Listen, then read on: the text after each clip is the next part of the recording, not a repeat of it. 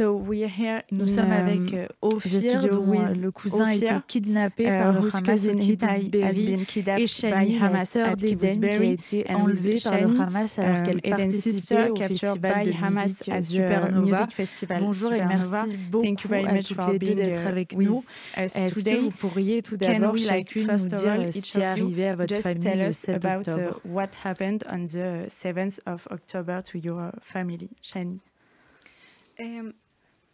So, on October 7, Eden called us Le 7 octobre, Eden nous a appelés à 7h30 du matin. Elle nous a dit que des terroristes les attaquaient et tiraient sur eux. On a essayé de la calmer du mieux qu'on pouvait. Au début, elle s'est réfugiée dans une voiture avec 2 corps de femmes qui étaient ses amis. Elle essayait de ne pas faire de bruit car elle avait peur que les terroristes puissent l'entendre. À ce moment-là, elle nous a dit qu'elle entendait le sang de ses amis couler.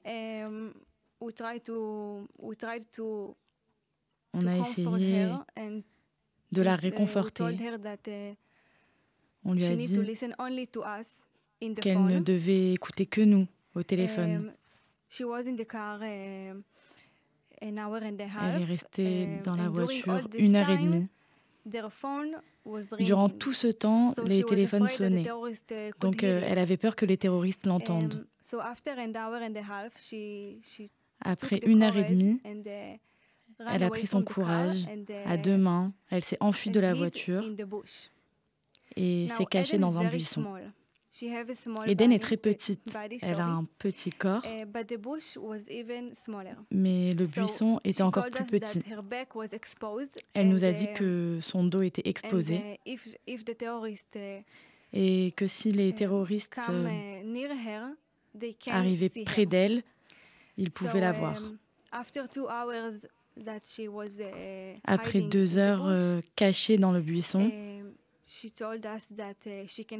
elle nous a dit qu'elle les entendait s'approcher d'elle. À ce moment-là, on a entendu une conversation en arabe. On savait que c'était notre dernier instant avec elle. La dernière phrase qu'elle m'a dite était « Shani, ils m'ont attrapée ». Et après 2 secondes peut-être, quelqu'un a raccroché le téléphone. On l'a enregistré si vous voulez l'écouter. Bien sûr, c'est en hébreu.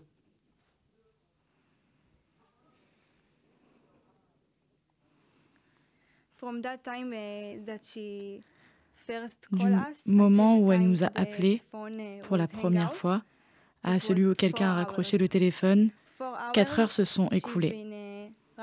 4 heures durant lesquelles elle s'est enfuie, puis cachée de la vue des terroristes.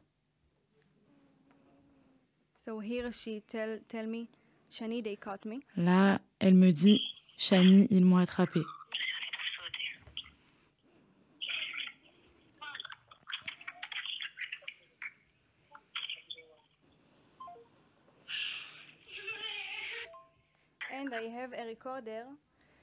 Et j'ai un enregistrement dans lequel on peut entendre Eden respirer fort et des tirs en fond.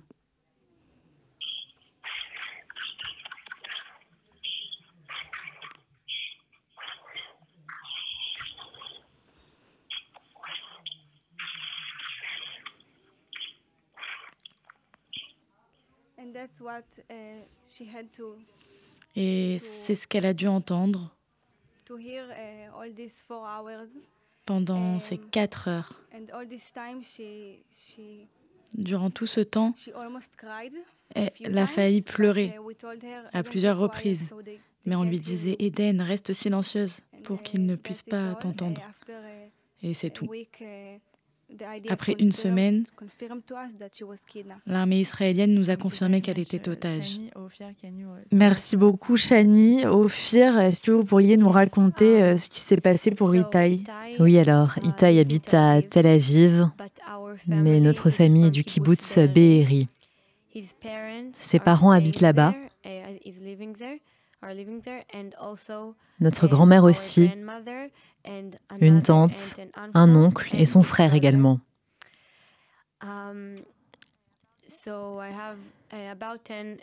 J'ai 10 membres de ma famille au kibbutz, dans 5 maisons différentes.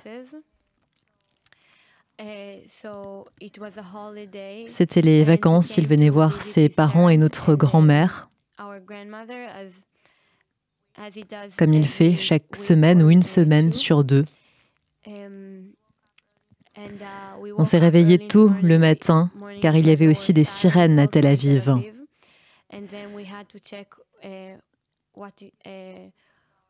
Et on a vérifié ce qui se passait pour notre famille, comment ils vivent dans ce kibbutz qui est près de la frontière, à 5 kilomètres de la frontière. Ensuite, les messages ont commencé à arriver. Orit, la mère d'Itai, qui était avec lui dans l'abri de sa maison, nous a écrit « S'il vous plaît, priez pour nous ». On a entendu des tirs, des bombardements, des cris, les cris des terroristes dans les rues.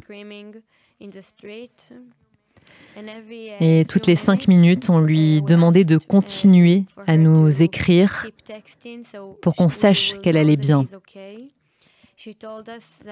Elle nous a dit, ils nous ont dit qu'ils n'avaient pas d'électricité, donc ils ne voyaient pas trop. Ils ne savaient pas ce qui se passait. À 10h40, Rafi, le père d'Itai, qui était dans une autre maison, nous a envoyé « Ils sont là. S'il vous plaît, aidez-nous, appelez de l'aide. » C'est le dernier message que nous avons de lui.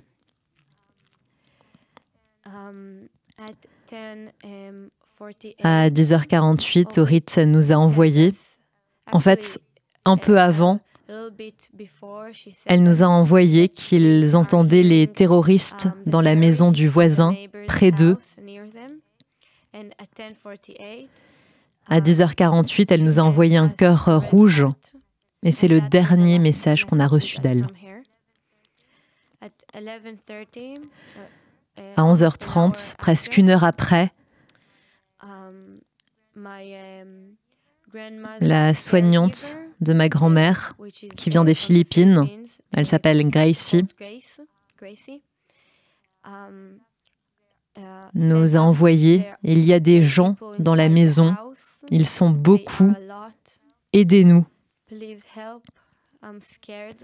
Et c'est le dernier message qu'on a reçu d'elle.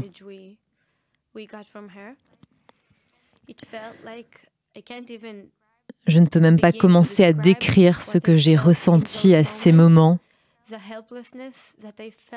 l'impuissance que nous avons ressortie, le fait que je perdais ma famille, un par un, dans l'ordre des maisons. Ce jour-là, Itai a perdu à la fois ses parents, et on a tous perdu Gracie, la soignante de notre grand-mère. Notre grand-mère qui a 96 ans, presque 97 ans, a été secourue.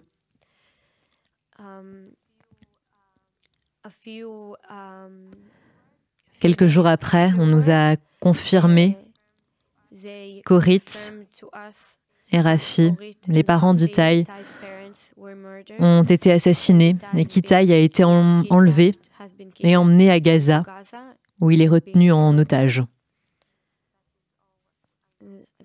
C'est tout ce que je sais. C'est la première fois que vous vous rendez dans un autre pays pour parler de ce qui est arrivé à vos familles. Quel est le message aujourd'hui à tous ceux qui peuvent vous entendre en France et ailleurs?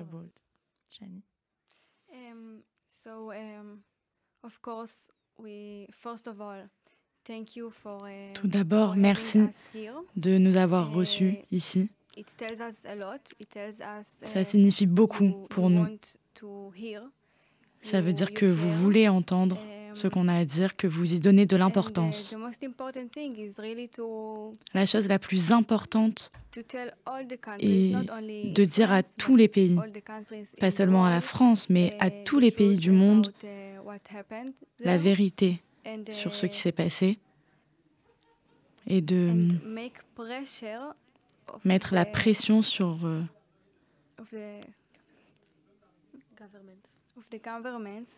le gouvernement, pardon. Nous avons besoin, dans un premier temps, que la Croix-Rouge entre et qu'elle puisse connaître l'état de santé des otages.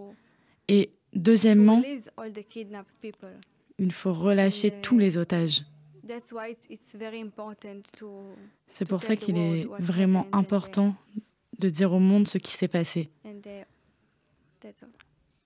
Ophir, un dernier mot.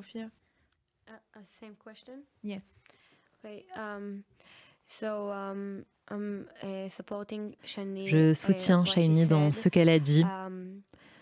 La priorité de les ramener vivants, en sécurité, en bonne santé, tous sans sélection d'un quelconque type. La deuxième chose est de laisser la Croix-Rouge entrer. On a besoin de savoir comment ils vont, dans quelles conditions ils sont détenus, s'ils reçoivent les médicaments dont ils ont besoin.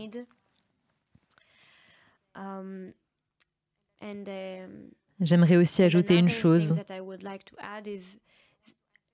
sur laquelle je veux insister. C'est un problème international. Des civils ont été enlevés alors qu'ils étaient dans leur maison, dans leur lit, à un festival, violemment assassinés, violés et kidnappés.